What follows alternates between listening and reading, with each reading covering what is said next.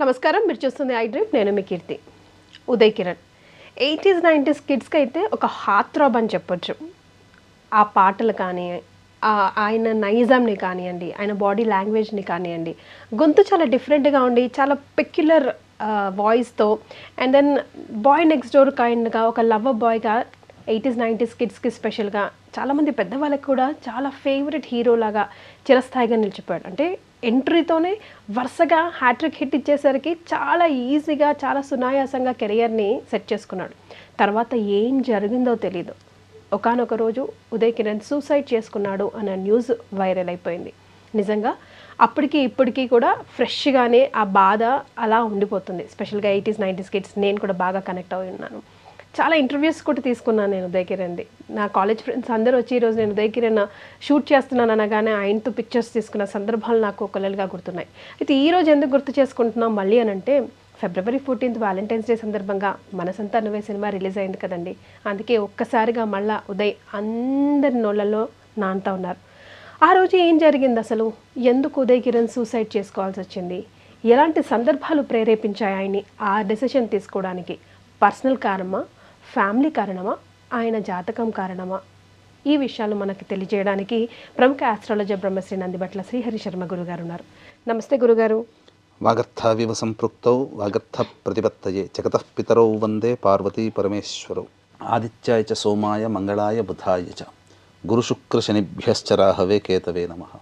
శృంగేరి జగద్గురు పీఠాధిపతులకి, కంచి పీఠాధిపతులకి నమస్కారములు తెలియచేసుకుంటూ కార్యక్రమాన్ని ప్రారంభిద్దాం. గురుగారు, ముందుగా నా రిక్వెస్ట్ని యాక్సెప్ట్ చేసి ఉదయ్ కిరణ్కి సంబంధించిన ఈ టాపిక్ మాట్లాడడానికి మీరు యాక్సెప్ట్ చేసినందుకు థ్యాంక్ యూ సో మచ్ గురుగారు. ఎందుకంటే ఇందాక నేను ఇంట్రడక్షన్లో చెప్పినట్టుగా 80s to 90s కిడ్స్కి ఒక హార్త్రాబ్గా, ఒక boy next door kind of గాయగా, అంటే ఒక కళల రాజుగా, పెళ్ళంటూ చేసుకుంటే ఉదయ్ కిరణ్ లాంటి వ్యక్తిని చేసుకోవాలి అన్న విధంగా మనసులో సుస్థిర స్థానాన్ని చెరగని ముద్రను వేసుకున్నాడు.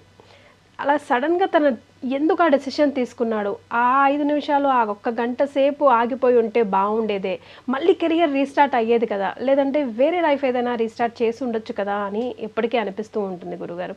మనసంతా నువ్వే సినిమా రిలీజ్ అవ్వడంతో మళ్ళీ ఒకసారి అందరి గుండెల్లో నిండిపోయి ఉన్నాడు.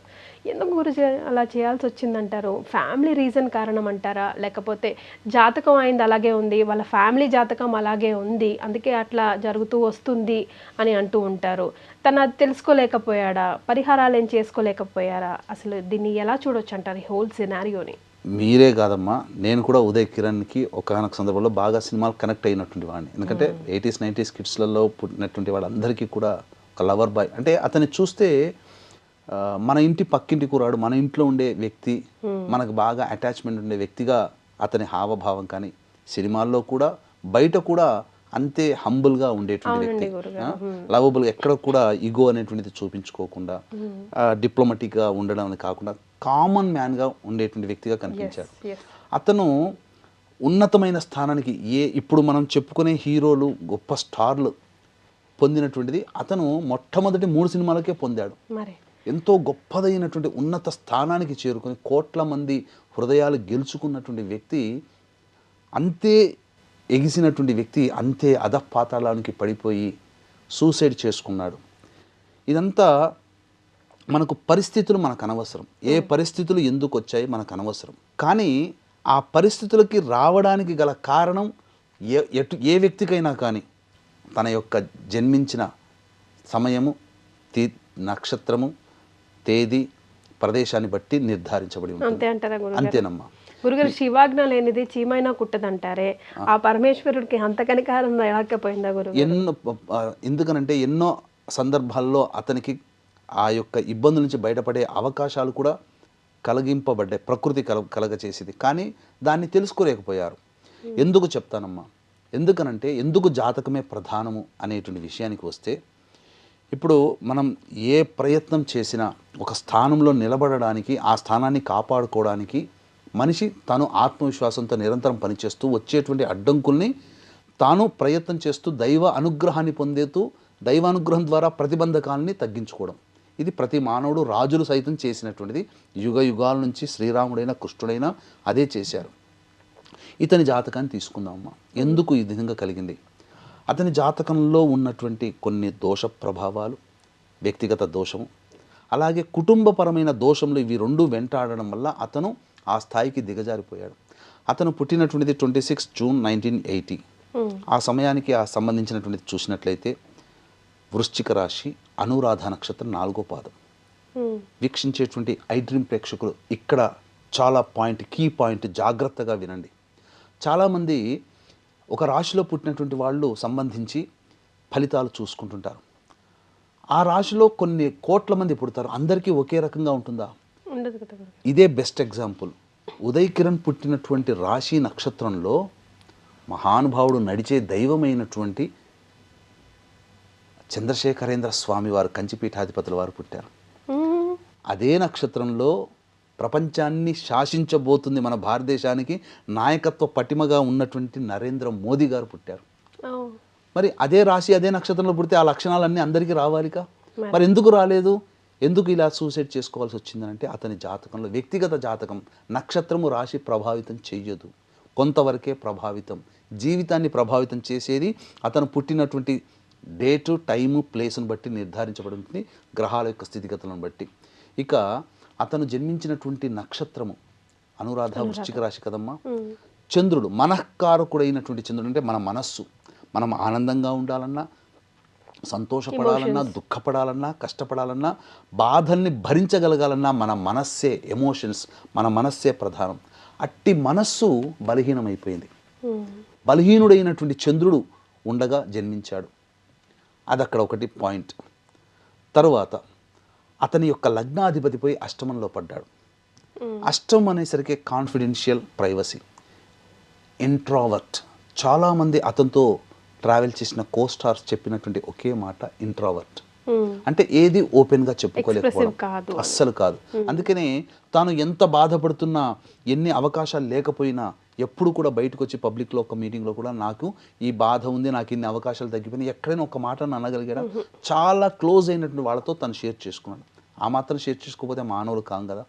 కాకపోతే ఓపెన్ అప్ కాలేకపోవడం, దాంతోపాటుగా ఎమోషన్స్కి కారకుడైనటువంటి చంద్రుడు వీక్షణ లగ్నాధిపతి మీద ఉండడం, లగ్నాధిపతి అష్టమంలో ఉండడం, కాబట్టి ఎంతసేపటికి ఆ బాధనంతా తనలో తాను పడ్డాడు తప్ప ఎక్కడా ఓపెన్ కాలేకపోవడం. అంతకు మించినటువంటిది కారకో భావనాశాయ, పితృకారకుడైనటువంటి రవి పితృస్థానంలో ఉండడం దోషం. అందుకనే అతని తండ్రి, అంటే అతను చనిపోయడానికి ముందు, ఏంటి ఉదయ్ కిరణ్ చనిపోవడానికంటే ముందు, అంటే ఆ రోజున తండ్రి చెప్పినటువంటి మాట, నాకు నా అబ్బాయికి ఏం జరిగిందో నాకేం విషయాలు తెలియవు, నాకు నా అబ్బాయికి మాట లేకుండా 6 సంవత్సరాల పాటు దూరంగా ఉంటున్నాం అనే మాట అన్నాడు.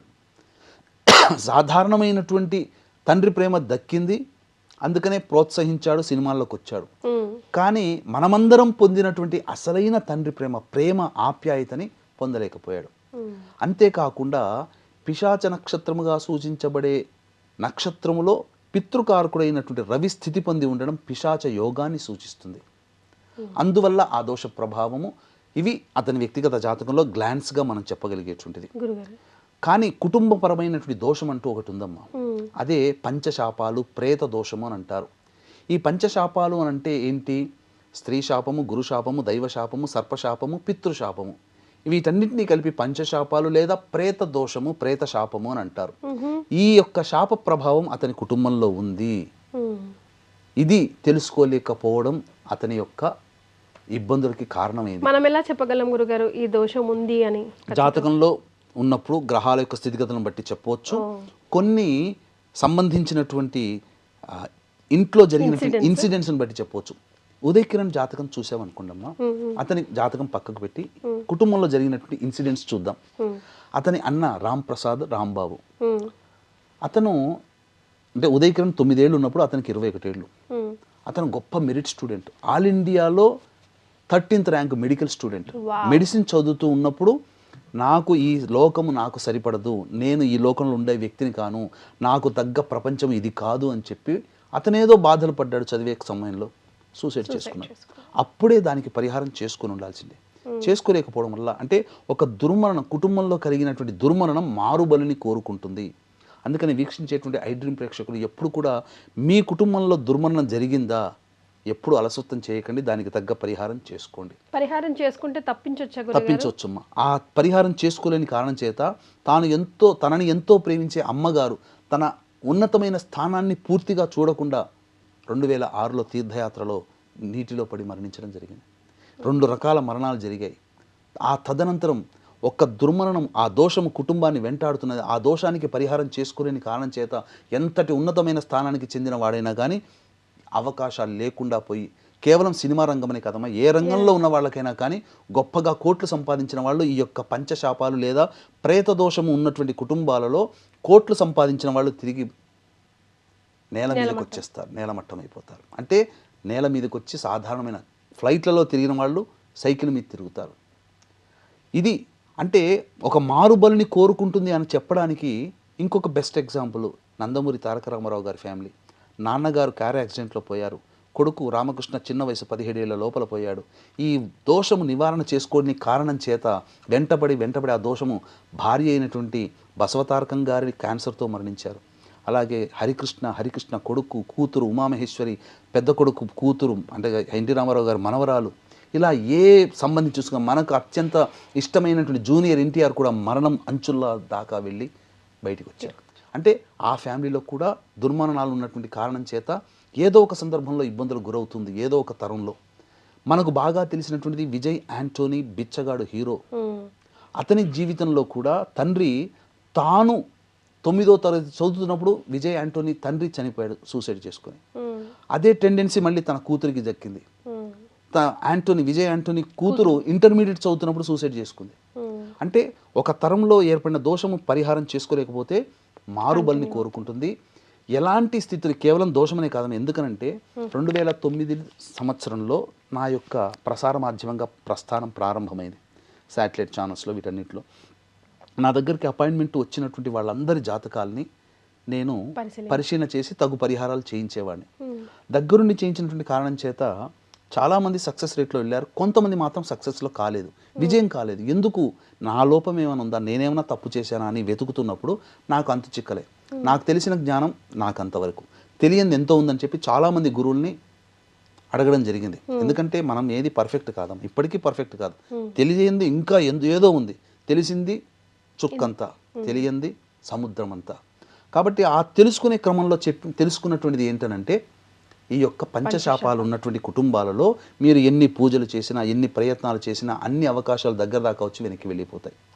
ఈ పంచశాపాలు ఎలా ఏర్పడతాయి అనేది తెలుసుకోవడం. ఇక 2013 నుంచి మన పీఠం ఆధ్వర్యంలో ప్రతి నెల ఈ పంచశాప నివృత్తి పూజలు, హోమాలు అనేటువంటివి చేయించడం జరుగుతుంది. అలాగే ఈ సంవత్సరం మార్చి 17వ తారీఖు రోజున ప్రేత చతుర్దశి అని అంటారు. ఆ సందర్భంగా శివాలయంలో ఈ యొక్క దోష నివారణ జరిపించినటువంటి వాళ్ళకి ఈశ్వరానుగ్రహం వల్ల కుటుంబంలో దుర్మరణం పాలైన వాళ్ళ ఆత్మ మోక్షాన్ని పొందడం, వాళ్ళ యొక్క దోషాలు, ఈ 5 రకాల శాపాలు తొలగిపోవడం అనేటువంటిది జరుగుతుంది. అందుకనే ఈ మార్చి 17వ తారీఖు రోజున మన పీఠం ఆధ్వర్యంలో జరపడం జరుగుతుంది. రాదలిచిన వాళ్ళు గోత్రనామాలు 15వ తారీఖు లోపల నమోదు చేసుకోవచ్చు. రాలేని వాళ్ళకి బ్రాహ్మణుని కర్తగా పెట్టి చేయించడం జరుగుతుంది. ఇక ఎలా తెలుస్తుంది అనేటువంటి ఈ పంచశాపాలు ఉన్నాయి ఎలా అంటే, తండ్రి లేదా భర్త వైపు 6 తరాలు, తల్లి లేదా భార్య వైపు 3 తరాల్లో దుర్మరణాలు అంటే road accident, fire accident, suicide attempt, నదిలో బావిలో పడి చనిపోవడం, ఇంట్లోంచి వెళ్ళిపోవడం, లివర్ ఫెయిల్యూర్, కిడ్నీ ఫెయిల్యూర్, క్యాన్సర్తో చనిపోవడం, 60 సంవత్సరాల లోపల కుటుంబ సభ్యులు ఏ విధంగానైనా చనిపోయినా, కరోనాలో చనిపోయినా, కాలసర్పదోషంలో జన్మించిన, పిల్లిని చంపిన, స్త్రీ హత్య, గోహత్య, బ్రాహ్మణ హత్య చేసిన, ఇవన్నీ కుటుంబంలో ఈ పంచశాప ప్రభావాలు ఉంటాయి. కేవలం కుటుంబం అన్నప్పుడు నేను, నా తండ్రి, నా తాత అనేది కాకుండా నేను, నా అన్నదమ్ములు, నా తండ్రితో పాటు పెద్దనాన్న, పిన్నాన్న తరం, అలాగే తాతయ్య, పెద్ద తాతయ్య, చిన్న తాతయ్య, ముత్తాతలు, ఇట్లా ఈ తరంలో కూడా చూసుకోవాలి, మొత్తం చూసుకోవాలమ్మా. అంటే ఒక్క మాటలో చెప్పాలంటే, మన కుటుంబంలో ఎవరైనా మరణిస్తే మైల పడతాం కదమ్మా, ఆ మైల పట్టే బంధుత్వం ఉన్నంత వరకు అందులో ఏవి దుర్మరణాలు ఇంతకుముందు చెప్పినటువంటివి జరిగితే వాళ్ళందరూ కూడా ఆ దోషం మా కుటుంబంలో జరగలేదు, మా బాబాయిల కుటుంబం, మా పెదనాన్న కుటుంబం, మా బాబాయిల పిల్లల కుటుంబంలో జరిగింది, మనకు రాదనుకోకుండా అది ఎక్కడో పడుతుంది, మళ్ళీ మన తర్వాత తరానికి వస్తుంది. ఎందుకంటే ఒక అపాయింట్మెంట్ కోసం వచ్చినటువంటి వాళ్ళు బాధపడుతూ వచ్చారు. ఈ యొక్క పంచశాపాలు తెలుసుకొని, మనం చెప్పిన విషయాన్ని తెలుసుకొని మన దగ్గరకు వచ్చినప్పుడు, మా అమ్మాయి సూసైడ్ చేసుకుందండి, బాధపడ్డాము, చాలా ఇబ్బందులు పడ్డాము. కానీ 5 ఏళ్ల తర్వాత మా రెండో అమ్మాయి కూడా వివాహం కాదు, సూసైడ్ చేసుకుంది. చెప్పా పెట్టకుండా చేసుకుంది. మా గతి ఏంటి? ఇప్పుడు మమ్మల్ని ఎవరు కాపాడుతారు? మమ్మల్ని ఎవరు చూస్తారు? అలా కుటుంబము నిర్వంశం అయిపోతుంది. మన దేశాన్ని పరిపాలించినటువంటి నెహ్రూ కుటుంబాన్ని చూసుకోండి. నెహ్రూ అంతటితో ఆగిపోయింది. నెహ్రూ తర్వాత వచ్చినటువంటి ఇందిరాగాంధీ, ఆమె డైనాసిటీ. రాహుల్ గాంధీ, సంజయ్ గాంధీ, రాజీవ్ గాంధీ, ఆ తర్వాత రాహుల్ గాంధీ వివాహం చేసుకోలేదు. ఇక తర్వాత గాంధీ వంశం ఎక్కడుంది ఇంకా? కాబట్టి ఇవన్నీ వాళ్ళందరూ కూడా ఇందిరాగాంధీ కానీ, నెహ్రూ కానీ, సంజయ్ గాంధీ కానీ, రాహుల్ గాంధీ కానీ వీళ్ళందరూ కూడా దుర్మరణాలేగా. కాబట్టి చూడండి, కాన్సిక్వెన్సెస్ చూడండి ఇవన్నీ కూడా. కాబట్టి కేవలం ఇటువంటి కనిపించేటువంటి లక్షణాలే కాకుండా కొన్ని లక్షణాలు అనేటువంటివి మనం కుటుంబంలో కనుక చూసుకుంటే వాటిని బట్టి కూడాను మనం గమనించవచ్చు. ఏంటనంటే మందులకి నయం కాని రోగాలతో బాధపడుతున్నా, అలాగే తరచూ యాక్సిడెంట్స్కి గురవుతున్న మన కుటుంబ సభ్యులు, చెప్పుకోలేని గుప్త రోగాలతో మరణించిన, అలాగే కేవలం ఆడపిల్లలే కుటుంబంలో సంతానం ఉంటారు, పురుష సంతానం లేకపోయినా, అలాగే ఏ కుటుంబంలోనైతే ఇంటర్ క్యాస్ట్ ఇంటర్ రిలీజియన్ మ్యారేజ్లు జరుగుతాయి, లేదా ఏ కుటుంబంలోనైతే పిల్లలు మేము పలానా కులం వాళ్ళని పలానా మతం వాళ్ళని చేసుకుంటామని పోరు పెడుతుంటారు, తల్లిదండ్రులు బాధ పెడుతుంటారు, అటువంటి సిచ్యుయేషన్స్ ఉన్నా, లేదా liver failure, liver problem, kidney problem, cancer రోగాలతో కుటుంబ సభ్యులు బాధపడుతున్నా, అలాగే సంబంధించినటువంటి శారీరక మానసిక లోపాలతో కుటుంబ సభ్యులు జన్మించిన, అలాగే మద్యం మత్తు పదార్థాల వంటికి బానిసలై కారాగార వాసమైన బానిసలవుతున్నా, అలాగే ఇంట్లో పెళ్ళిళ్ళు కాకుండా సంవత్సరాలు గడుస్తుంటాయి, బ్రహ్మచారులు కన్యలుగా ఉన్నా, పెళ్ళిళ్ళైన దాంపత్యంలో విడిపోయి 2-3 డైవర్సులు అవుతున్నా, అన్నీ బాగున్న సంతానం కలగకుండా ఇబ్బంది పడుతున్నా, లేదా సంపాదించిన సొమ్మంతా ఒక అనాలోచిత నిర్ణయంతో పూర్తిగా పోగొట్టుకొని బికారులు అయిపోయినా, లేదా అన్ని అవకాశాలు దగ్గర దాకా వచ్చి వెనక్కి వెళ్ళిపోతున్నా, మీతో పాటు అంటే వీక్షించేటువంటి ఐ డ్రీమ్ ప్రేక్షకుల్లో మీతో పాటు వివాహమైన కుటుంబాలు, కొన్ని కుటుంబాలు చాలా పైకి వస్తాయి, కొన్ని కుటుంబాలు ఎక్కడ వేసిన గొంగడ అక్కడ ఎదుగుదల బొదుగుదల ఉండదు, ఎక్కడ ప్రారంభించామో అలాగే ఉంటుంది. కానీ మనతో పాటు వాళ్ళ అయినర్లు కోటీశ్వరులు అవుతారు. అటువంటి కుటుంబాలలో, అలాగే ఏ జన్మలో ఏ పాపం చేసినరా నరకయాతన అనుభవిస్తున్నామని చెప్పి బాధపడుతుంటుంటారు చాలామంది, అటువంటి కుటుంబాలలో. అంతేకాకుండా ఇంకా చెప్పాలి అని అంటే, మేము తిరగని చెట్టంటూ లేదు, మొక్కని దైవం అంటూ లేదు, పుట్టంటూ లేదని చెప్పి, దేవుడు లేడని చెప్పి ఇంట్లో ఉన్న దేవుడి ఫోటోలు గిరాటేసేస్తారు. అటువంటి సిచ్యుయేషన్స్ కలిగిన కుటుంబాల్లో ఖచ్చితంగా ఈ యొక్క పంచశాప ప్రభావాలు అనేటువంటివి ఉంటాయి. ఈ యొక్క దోషము కేవలం పిండ ప్రదానంతో కాదమ్మా, దీనికి ఒక విధానమైన ప్రక్రియ ఉంటుంది. ఆ విధానమైన ప్రక్రియని మనం చేయగలగాలి, నిపుణుల పర్యవేక్షణలో జరగాలి. ఇప్పుడు చాలామంది చేసేటువంటి తప్పేంటంటే, ఈ యొక్క సంబంధించినటువంటి గూగుల్లో వెతుక్కొని ఎక్కడ చేస్తారని చెప్పి వెళ్ళిపోతారు. ఫోన్లో మాట్లాడేవాడు ఒకడు, డబ్బులు వేయించుకునేవాడు ఒకడు, తర్వాత ఈ యొక్క పూజ చేయించేవాడు ఒకడు. మాట్లాడేవాడికి పూజ చేసేవాడికి అది సంబంధం ఉండదు. పైగా చేయించేవాడికి ఒక టార్గెట్ ఉంది, రోజుకి ఇన్ని పూజలు చేస్తే నాకు ఇన్ని డబ్బులు వస్తాయి. అందుకని వచ్చిన వాళ్ళకి తూతూ మంత్రంగా పురాణోక్తంగా షార్ట్కట్లో చేసి పంపిస్తారు. అందుకని దీన్ని దృష్టిలో పెట్టుకుని 2013 నుంచి ప్రతి నెల ఒక మంచి పుణ్యతిథి రోజున మన పీఠం ఆధ్వర్యంలో పితృదోషాలు ఎల్లప్పుడూ జరుగుతూనే ఉంటుంటాయి. అంతే ఇక్కడ కొన్ని లక్షణాలు, ఇంకొకటి కుటుంబంలో ఇంట్లో ఉన్నటువంటి పరిసర ప్రాంతాల్లో ఉండే లక్షణాలను బట్టి కూడాను ఈ దోషం ఉందని తెలుసుకోవచ్చు. అంటే ఇల్లు ఎంత చక్కగా పకడ్బందీగా కట్టుకున్న క్రాక్స్ వచ్చి డిస్టర్బ్ అవుతున్నా, గోడలకి పగుళ్ళు వచ్చినా, నల్లాలు కొత్తవి ఎన్ని మార్చినా వారం బాగుంటాయి, మళ్ళీ తర్వాత తెలియకుండానే బొట్టుగా నీరు కారుతున్నా, జిల్ల పురుగులు బొద్దింకలు అన్నింట్లో ఉంటాయి. కానీ ఎక్కువగా అసలు పొద్దున లేచి వంటగది తెరవగానే మొత్తం ఇక జిల్ల పురుగులు బుర్రని తిరుగుతూనే ఉంటుంటాయి. అటువంటి ఎక్కువగా ఉన్న కుటుంబాలలో, అలాగే పెద్దవాళ్ళు తరచూ కలలో కనిపిస్తూ ఉన్నా, అలాగే సంబంధించినటువంటి తాను కారాగార వాసమైనట్టు రాజదండన జరిగినట్టు కళ్ళలోకి వస్తున్నా, ఇవన్నీ కూడా పంచశాపాల యొక్క ప్రభావానికి గురవుతారు. కాబట్టి వీక్షించేటువంటి ఐ డ్రీమ్ ప్రేక్షకులారా, ఎప్పుడు కూడా మంచి ఉన్న చోట చెడు ఉంటుంది, క్వాలిటీ ఉన్న చోట నకిలీ కూడా ఉంటుంది. నకిలీ వస్తువుల్ని మీరు నమ్మకండి. కాబట్టి సశాస్త్రీయంగా ప్రేక్షకులకు అందరికీ తెలుసు, ఈ పంచశాపాల నివృత్తికి ఎప్పుడు కూడా సశాస్త్రీయంగా మన పీఠమాధుర్యంలో జరుగుతుంది. చక్కగా మీకు నచ్చితే ఇంకెక్కడైనా చేయించుకోవచ్చు. కానీ ఈ పరిహారం చేసుకోలేకపోతే ఇంతకుముందు చెప్పినటువంటి విధంగా డిస్టర్బ్ అయ్యే ఫ్యామిలీలు చాలా ఉంటాయి. ఎందుకు డిస్టర్బ్ అవుతాయండి? మేము ఎన్నో పూజలు చేశాము, అసలు ఏ పూజ ఫలితం దక్కలేదంటే, పూజలు చేసిన ఫలితం ఖచ్చితంగా ఉంటుంది, కానీ ఇంట్లో తిష్ట వేసిన ఈ పంచశాపాలు ఉన్నప్పుడు మనం చేసిన పూజా ఫలితం అనేది కంటికి కనిపించదు. ఎప్పుడైతే మనం ఈ దోష నివారణ జరిపించుకుంటామో తిష్ట వేసిన దోషాలు తొలగిపోయి మనం అప్పటి వరకు చేసినటువంటి ఏ సంకల్పం నెరవేరాలని చెప్పి ఆ సంకల్పం నెరవేరడం కోసం పూజలు చేస్తామో ఆ పూజలన్నీ ఫలిస్తాయి. అందుకనే ఈ పంచశాపాలు నివృత్తి అయిన తర్వాత మన పనులన్నీ చకచక అయిపోతుంటాయి. ఈ దోష నివారణ జరిపించుకున్నందువల్ల అవుతున్నాయని అనుకుంటుంటారు, కానీ మన సంకల్పం నెరవేరడం కోసం ఇంతకుముందు చేసిన పూజ ఫలితం అది మనకు అనుభవంలోకి వస్తుందని తెలుసుకోలేరు. ఇక్కడ జరిగింది కేవలం దోష నివారణ, కానీ మీ సంకల్పం కోసం మీరు చేసుకున్న పూజల ఫలితం ఈ దోష నివారణ జరగగానే ఆ అందుబాటులోకి వచ్చి మన ఫలితాన్ని మనకు కలగచేస్తాయి. ఇది ఇందులో ఉన్నటువంటి సీక్రెట్స్. ఎందుకు ఇవి చెయ్యాలి అని అంటే దుర్మరణం పాలైన వాళ్ళ ఆత్మ అంటే 60 సంవత్సరాల లోపల ఎలాగైనా చనిపోయినా దుర్మరణమే. అంటే దుర్మరణం పాలైన వాళ్ళ ఆత్మ మోక్షాన్ని పొందకుండా అంతరిక్షంలో అక్కడ స్ట్రక్అప్ అయిపోతుంది. అది ఎంత బాధపడుతుందనంటే ఒక అమ్మాయి డెలివరీ అయితే ఎంత బాధపడుతుందో అంతకి 1000 రెట్ల బాధని మోక్షాన్ని పొందనటువంటి ఆత్మ నరకయాతన అనుభవిస్తుంది. కాబట్టి దాన్ని తప్పించే బాధ్యత వారసులు, ఆ కుటుంబంలో పుట్టినటువంటి వారసులకి.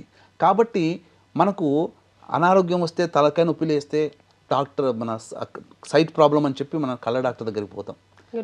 డాక్టర్ కడుపు నొప్పి కంటిన్యూస్గా మనం చేసిన వైద్యం తీసుకుంటాము, తగ్గకపోతే డాక్టర్ దగ్గరికి పోతాం, నివారణ అవుతుంది. మనం నిజంగా ప్రయత్నం చేస్తున్నాం, మన ప్రయత్నాలు అన్నీ నోటిదాకా వచ్చి వెనక్కి వెళ్ళిపోతున్నా, ఏ ప్రయత్నంలో సక్సెస్ లేకపోయినా తరచూ ఆస్తి గొడవలు, కోర్టు చుట్టూ తిరగాల్సి వచ్చినటువంటి సంబంధాల్లో ఇవన్నీ కూడా మంచి జ్యోతిష పండితుని సూచించుకుంటే వాళ్ళు ఈ ప్రయత్నం చేసుకోండి, నివారణ చేసుకోండి అని చెప్తారు. అది ఆ పితృదేవతలు మనకు నాక్ చేస్తున్నట్టు లెక్క. మనకు డైరెక్ట్గా కాంటాక్ట్ కాలేక మనకు కష్టాలు కలిగించి ఆ కష్టాల రూపంలో మనకు తెలియజేస్తున్నారు. ఎందుకు వచ్చే కష్టాలని చెప్పి జాతకం ద్వారా తెలుసుకొని దానికి పరిహారం ఈ విధంగా చేసుకోవడం వల్ల ఆత్మ మోక్షాన్ని పొందుతూ నాకింతటి బాధ నుంచి విముక్తి కలిగించిన మీకు శుభం కలుగుగాక అని చెప్పి ఆశీర్వదిస్తుంది. చాలమ్మా, ఒక రకంగా ఈ యొక్క పంచశాపాలు ఉండడం వల్ల దోషం అనుకుంటామో, కానీ నా అభిప్రాయం ప్రకారం అది యోగమే. ఎందుకంటే మన పితృదేవతలు మన కుటుంబంలో మరణించిన వాళ్ళు మనల్ని కోరుకున్నారు చేయమని. ఎంత భాగ్యం ఉంటే ఆ యోగం మనకు కలుగుతుంది. మనము చేయడం ద్వారా సాధారణంగా మనతో పుట్టినటువంటి వాళ్ళకంటే కూడా ఉన్నతమైన స్థానంలోకి చేరుకుంటాం. ఇది ఉన్నతమైనటువంటి జీవితం చేరుకోవడమే కాకుండా తరతరాలు ముందడుగేసేలా చేస్తాం. మళ్ళీ ఇటువంటి దుర్మరణం జరగదు. అదే ఉదయ్ కిరణ్ నాన్న పెద్ద కొడుకు చనిపోయినప్పుడు పరిహారం చేసుకొని ఉంటే తన భార్య మరణించేది కాదు. ఎంతో పేరు ప్రఖ్యాతులు పొందిన తన చిన్న కొడుకైన ఉదయ్ కిరణ్ కూడా మరణించేవాడు కాదు. ఎన్టీఆర్ కుటుంబంలో అలాగే జరిగింది. ప్రతి కుటుంబంలో ఒక దుర్మరణం జరిగిందనంటే మళ్ళీ మారుబల్లి జరుగుతుంది. ఖచ్చితంగా రాసి పెట్టుకోండి, చూసుకోండి. ఎవరైనా యాక్సిడెంట్లో మరణించినా, సూసైడ్ చేసుకున్నా ఖచ్చితంగా ఆ ప్రభావం మళ్ళీ ఇంకొక తరంలో పడుతుంది.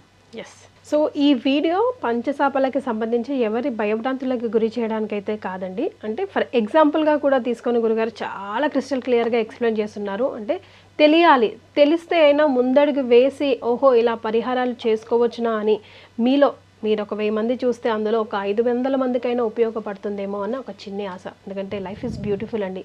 చిన్ని ప్రాణం, హ్యాపీగా పరిహారాలు ఎన్నో మన హిందూ ధర్మం మనకి సూచించేసింది.